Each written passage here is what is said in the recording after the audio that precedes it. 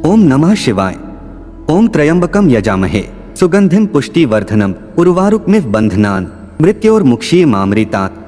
अर्थात हे तीन नेत्रों वाले, तीनों कालों एवं तीनों लोकों में पूजे जाने वाले महादेव, हम सबके पालनहार, पालनकर्ता, अपनी मीठी सुगंध से सबको समृद्धि प्रदान करने वाले भगवान शिव।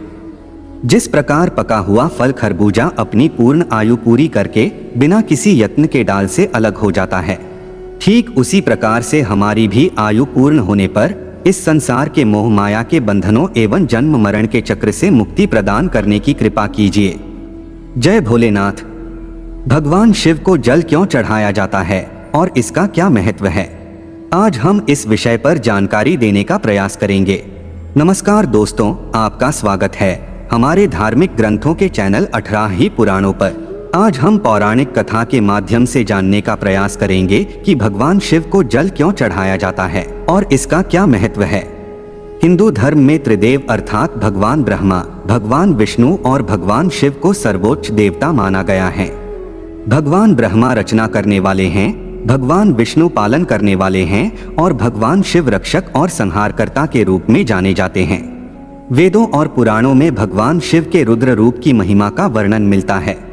आज हम बात करेंगे कि भगवान शिव को जल क्यों अर्पित किया जाता है।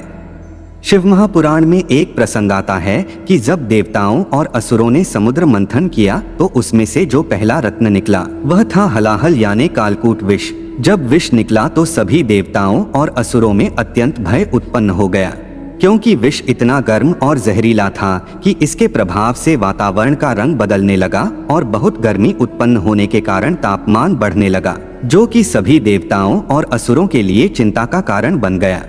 फिर सभी देवता भगवान विष्णु के पास जाते हैं और इसका समाधान करने के लिए प्रार्थना करते हैं कि इस कालकूट विष को कौन रखेगा।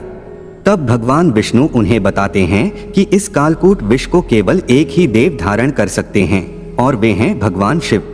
तुम सब भगवान शिव के पास जाओ और उनसे प्रार्थना करो। फिर सभी देवता भगवान शिव के पास जाते हैं और उन्हें सारी बात बताते हैं और भगवान शिव से प्रार्थना करते हैं कि हे भोलेनाथ, हम सब पर दया करें, इस कालकूट विष से हमारी रक्षा करें। भगवान शिव बहुत ही भोले हैं और अपने भक्तों पर बहुत जल्दी दया करने वाले हैं, इसीलिए उनका दूसरा नाम भोलेनाथ है। वे देवताओं और असुरों के साथ साथ समस्त पृथ्वी लोक की रक्षा करने के लिए विष कलश को अपने हाथ में लेते हैं और कालकूट विष को पी लेते हैं, लेकिन विष को अपने कंठ से नीचे नहीं जाने देते हैं और अपने कंठ में ही रोक लेते हैं। समस्त देवता भगवान शिव की जय जयकार करने लगे। जब भगवान शिव विषपान कर रहे थे तो तभी विष की कुछ बूंदें धरती पर भी गिर जाती हैं, जिनसे कि जहरीले जीव सांप, बिच्छू और छिपकली इत्यादि का जन्म भी हुआ। इनमें से सबसे जहरीला जीव सांप है, जिसको कि भगवान शिव ने अपने गले में धारण किया।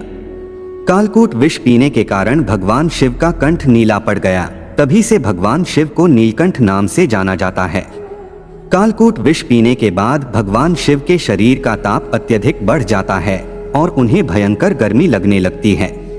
वे अपने आप को ठंडा करने के लिए चंद्रमा को अपने सर पर धारण करते हैं, जिससे उन्हें ठंडक मिलती है, लेकिन फिर भी उनके शरीर का ताप काफी अधिक रहता है। यह देखते हुए सभी देवता भगवान शिव को शीतल करने की बहुत कोशिश करते हैं, लेकिन भगवान शिव को शीतल नहीं कर पाते हैं। यह देखकर भगवान विष्णु तब देवराज इंद्र से कहते हैं कि हे इंद्रदेव, आप भगवान शिव के ऊपर अपनी निर्मल जलधारा प्रवाहित करें। भगवान विष्णु की आज्ञा पाकर देवराज इंद्र तब भगवान शिव के ऊपर जलधारा की अत्यधिक वर्षा करते हैं, जिससे भगवान शिव को अत्यधिक शीतलता मिलती है और भगवान शिव देवराज इंद्र पर अत्यंत प्रसन्न होते हैं और उन्हें आशीर्वाद देते हैं। फिर भगवान शिव के ताप को कम करने के लिए सभी देवता भगवान शिव के ऊपर दूध चढ़ाते हैं। फिर उनके मस्तक और शरीर पर चंदन और कुमकुम इत्यादि का लेप लगाते हैं। इससे भी भगवान शिव को अत्यधिक शीतलता मिलती है। फिर भगवान शिव सभी देवताओं पर प्रसन्न होते हैं और कहते हैं कि हे देवों, तुमने जो कुछ भी मुझे अर्पण किया उससे मुझे अत्यंत शीतलता प्राप्त हुई और मेरा ताप अत्यधिक शांत हुआ। मैं तुम सभी पर अत्यंत प्रसन्न हूँ और तुम्हें विजयी होने का वरदान देता हूँ। फिर भगवान शिव कहते हैं कि जो भी भक्त मुझ पर जल और दूध का अभिषेक करेगा और चंदन कुमकुम का लेप लगाएगा उसकी मनोकामनाएं पूर्ण होंगी। सभी देवता और असुर भगवान शिव की जय जयकार करते हैं। तभी से भगवान शिव पर जलाभिषेक किया जाता है और सभी लोग भगवान शिव के ऊपर दूध और जल चढ़ाते हैं और चंदन कुमकुम का लेप लगाते हैं, जिससे भगवान शिव अत्यंत प्रसन्न होते हैं और अपने भक्तों पर दया करते हैं और उनको अपार खुशियां प्रदान करते हैं। भगवान विष्णु जल अर्थात क्षीर सागर में निवास करते हैं और भगवान शिव भी जल में निवास करते हैं, लेकिन भगवान शिव जमे हुए जल अर्थात बर्फ में निवास करते हैं और बर्फ अत्यंत ही ठंडक प्रदान करती है। तब से ही भगवान शिव बर्फीले कैलाश में निवास करते हैं। तो यह थी भगवान शिव को जल चढ़ाने की कथा। आशा है आपको यह जानकारी अच्छी लगी होगी। अगर अच्छी लगी हो तो वीडियो को लाइक करें और हमारे चैनल को सब्सक्राइब करने का कष्ट करें। एक बार फिर से आपका बहुत बहुत धन्यवाद।